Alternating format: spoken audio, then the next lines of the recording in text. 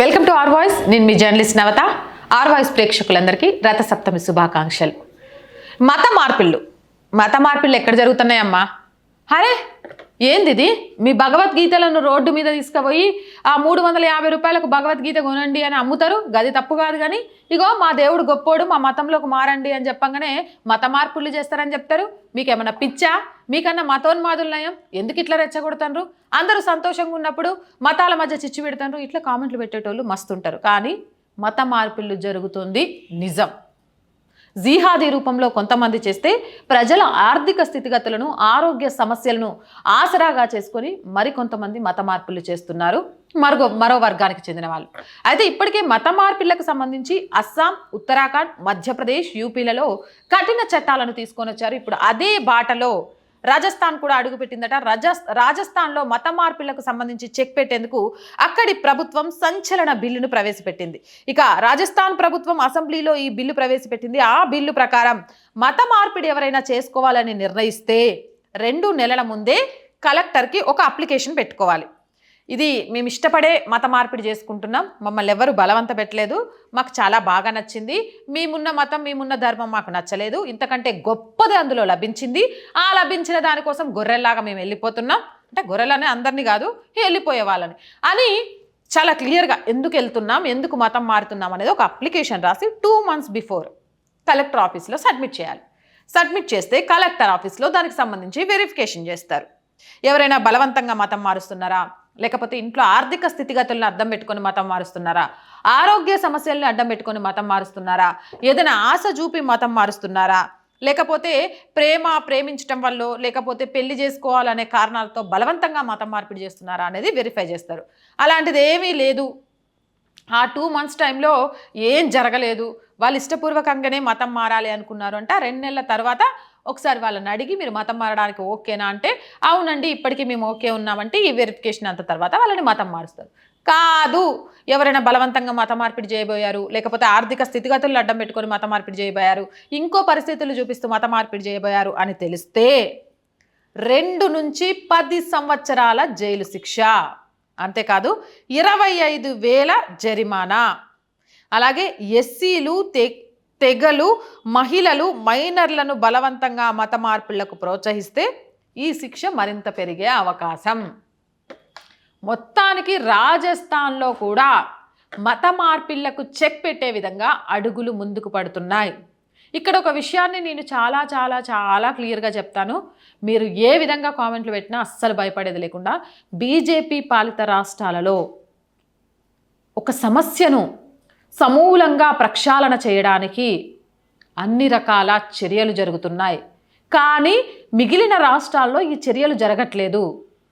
BJP పాలిత రాష్ట్రాలను పక్కన పెడితే మిగిలిన రాష్ట్రాలలో ధర్మం మీద దాడులు, మత మార్పుళ్ళు, లేకపోతే జిహాదీ కేసులు ఇవన్నీ పెరిగిపోతూ ఉన్నాయి. ఈ నేపథ్యంలో ప్రతి రాష్ట్రంలో కూడా అక్రమ మత మార్పిళ్లకు చెక్ పెట్టే విధంగా ఖచ్చితమైన బిల్లులను తీసుకొచ్చి అలాంటి వాళ్ళ మీద చర్యలు తీసుకోవాల్సిన అవసరం ఉంది.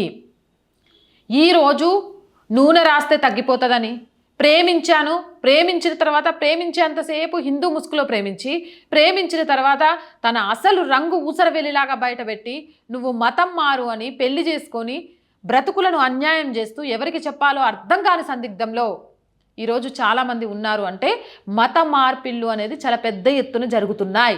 వీటికి చెక్ పెట్టాల్సిన బాధ్యత ప్రభుత్వాల మీద ఉంటే, నిజంగా నిన్ను ప్రేమించిన వ్యక్తో, నీ సమస్యను పరిష్కరించాలి అనుకున్న వ్యక్తో నీ సమస్యను చూడాలి తప్ప నీ మతాన్ని, నీ ధర్మాన్ని కాదు. నీ ధర్మం మారితేనే నీ సమస్య తీరుతుంది అని చెప్పాడు అంటే అక్కడ అతను నీ సమస్యను చూడట్లేదు, నిన్ను ధర్మం మార్చడం మాత్రమే ఆలోచిస్తున్నాడు అనే విషయాన్ని తెలుసుకోవాలి. పెళ్లికి ముందు దాకా తన పేరు ఒకటి ఉండి పెళ్లి తర్వాత తన పేరు ఒకటి మార్చుకుంటున్నాడు అనంటే, లేదా పెళ్లికి ముందే ఆ విషయాన్ని చెప్పి నిన్ను కూడా ఆ మతంలోకి తీసుకెళ్ళి పెళ్లి చేసుకుంటున్నాడు అంటే తనను ప్రేమించింది నిన్ను కాదు, నిన్ను ధర్మం మార్చాలి అనే ఆశని.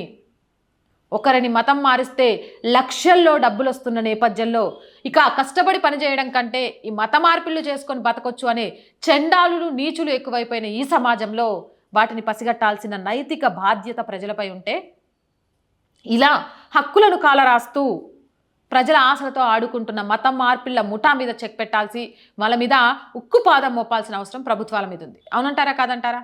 మరి ఈ బాటలో మన తెలుగు రాష్ట్రాలు వచ్చే అవకాశం ఉందంటారా లేదంటారా? కామెంట్ సెక్షన్లో తెలియజేయండి. మోర్ వీడియోస్ కోసం ఛానల్ వెంటనే సబ్స్క్రైబ్ చేయండి. నచ్చితే లైక్ చేయండి, షేర్ చేయండి, సపోర్ట్ చేయండి. చాలా మంది వీడియోస్ చూస్తున్నారండి, బట్ సబ్స్క్రైబ్ చేయడం మర్చిపోతున్నారు. Please subscribe our channel. మీరు చేసే ఒక్క సబ్స్క్రిప్షన్ ఛానల్కి ఎంత బలం ఉంది, ప్రేక్షకులు ఎంతగానో నన్ను ఆదరిస్తున్నారు అనే ఒక నమ్మకాన్ని ఇస్తుంది. ఎందుకంటే ఆర్థికంగా ఈ ఛానల్ ఎదుర్కొనే సమస్యలు అంతా ఇంత కాదు, చూసే వాళ్ళకు చాలా ఈజీ అనిపిస్తుందండి. ఏముందమ్మా, ఒక రాకా సుధాకర్ గారు కెమెరా పెట్టి చేస్తున్నారు, కామెంట్స్లో వచ్చే చెప్తున్నారు, లేకపోతే ఇంకొకరు ఉదాహరణ చూపించి ఒక కెమెరా పెట్టి చేసేస్తున్నారు, నీకెందుకు ఆర్థికంగా సహాయం కావాలని అడుగుతున్నామని. సార్, వాళ్ళకున్న ఎక్స్పీరియన్స్ అలాగే వాళ్ళకున్న సర్కిల్ నాకు లేదండి. అండ్ నెంబర్ 2, రోజుకు ఒక ఎనాలిసిస్, రోజుకు 2 ఎనాలిసిస్లో చేయాలనే ఉద్దేశంతో ఈ ఛానల్ పెట్టలేదు. ప్రజల గొంతును ప్రభుత్వానికి తెలియజేసే ఒక వారధిగా మారాలి. జాతీయవాదాన్ని, దేశహితాన్ని, సనాతన ధర్మాన్ని ప్రతి ఒక్కరికి గుర్తు చేస్తూ ఏ స్టేట్లో ఏం జరుగుతుంది అని తెలుసుకొని ప్రతి ఒక్కరికి తెలియాలి అనే ఉద్దేశంతో పెట్టిన ఛానల్. దీనికోసం గ్రౌండ్ లెవెల్లో వర్క్ చేసే టీం కావాలి, ఎడిటర్స్ కావాలి, గ్రాఫిక్ డిజైనర్స్ కావాలి, కెమెరామెన్స్ కావాలి.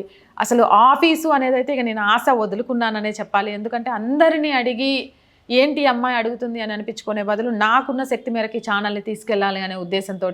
కాబట్టి అలా ఇబ్బంది పడుతున్న నాకు ఇంకా ధైర్యం ఏంటి అని అంటే మీరు చేసే సబ్స్క్రిప్షన్. నన్ను ఆదరించే వాళ్ళు ఎంతమంది ఉన్నప్పుడు చూద్దాం ఇంకా ముందుకు వెళ్ళలేనా బలం మీ అందరు చేసే సబ్స్క్రిప్షన్ అనమాట. So please subscribe our channel. And అలాగే ఆర్థికంగా ఆర్ వాయిస్కి చేయుతగా నిలవండి. ఎనీ టైం మన సబ్స్క్రైబర్లో అక్క మీకు ఎంత వస్తుంది, నిజం చెప్పండి, మీరు ఎంత ఖర్చు పెడుతున్నారు, మీది ఏంటి అంటే మనకి కాల్ చేయొచ్చు, పూర్తి విషయాలు తెలియజేస్తాం. ఇందులో ఎలాంటి దాపరికం లేదు, ఎందుకంటే ఇది మన ఛానల్, మనందరి ఛానల్, మీ అందరి వల్ల ఈ ఛానల్ నడుస్తుంది. కాబట్టి ఆర్థికంగా సపోర్ట్ ఇవ్వాలి అనుకునేవారు స్క్రీన్ మీద గూగుల్ పే, ఫోన్పేతో పాటు అకౌంట్ డీటెయిల్స్ కూడా ఇచ్చామండి. వాటికి సహాయం చేయడం ద్వారా మా కళను నెరవేర్చుకోవడానికి మీ సహకారాన్ని అందించవచ్చు. వ్యాపార ప్రకటనలు చాలామంది బిజినెస్ మ్యాన్స్ ఉన్నారండి, వాళ్ళంతా తలుచుకుంటే ఈ ఛానల్ని నిలబెట్టడం పెద్ద విషయం కాదు. ఫ్రీగా వద్దండి, మీ వ్యాపారానికి సంబంధించిన యాడ్ ఇవ్వండి, యాడ్ మేము ప్లే చేస్తాము. దానికి మీరు ఇచ్చే అమౌంట్తో ఈ ఛానల్ని మేము డెవలప్ చేసుకుంటాము, ఎవరి సహాయం అడగకుండా. మీరు తలుచుకుంటే అది సాధ్యమవుతుంది. కాబట్టి దయచేసి వ్యాపార ప్రకటనల కోసం 8328500576 నెంబర్కి కాల్ చేయండి.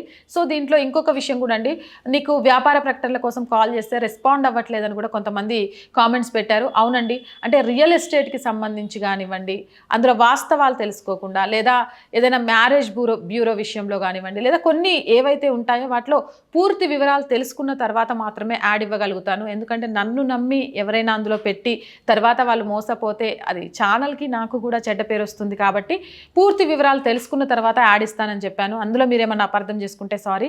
అండ్ ప్రజా సమస్య ఏదైనా మా గొంతుకగా వినిపిస్తాం. 8328500576 నెంబర్కి వాట్సాప్ ద్వారా తెలియజేయండి. జై హింద్, జై భారత్.